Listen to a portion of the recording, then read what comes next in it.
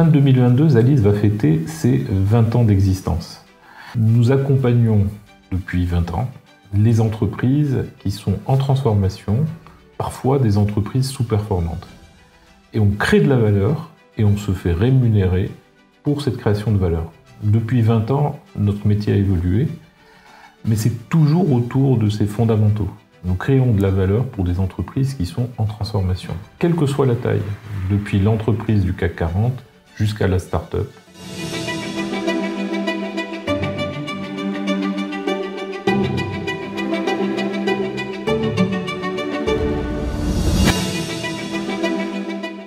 Ce qu'on peut constater, c'est le nombre d'emplois que nous avons sauvés. Il y a quelques années, on l'avait estimé à 15 000 emplois. Aujourd'hui, je pense qu'on a dépassé 20 000, c'est-à-dire à peu près 1 millier d'emplois sauvés par an. Ça, c'est notre plus grande satisfaction et c'est ce qui fait qu'on attire de très nombreux collaborateurs. On a une autre façon de voir les choses, c'est les entreprises elles-mêmes. Celles qu'on a accompagnées il y a une vingtaine d'années, il y a 10 ans, il y a 5 ans, il y a 2 ans. Pour la plupart, plus de 90%, ces entreprises existent toujours.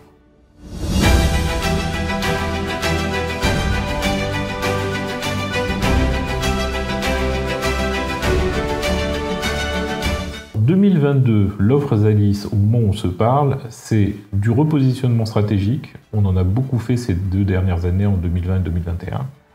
C'est de la transformation des entreprises. Beaucoup d'entreprises, du fait du digital, sont amenées à se transformer. On travaille beaucoup en transformation d'entreprise. C'est le retour des opérations de retournement et de sauvetage d'entreprise, sûrement pour fin 2022, début 2023.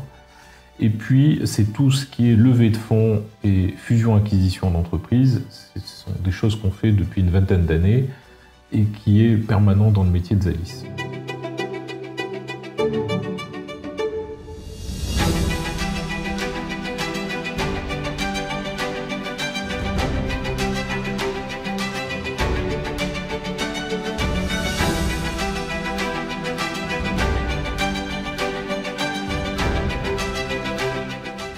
Alors, la vision de Zalis en tant qu'entreprise pour les 20 prochaines années, c'est de rester un acteur qui crée de la valeur dans le microcosme des entreprises françaises. Donc, notre raison d'être, c'est d'évoluer à côté des entreprises.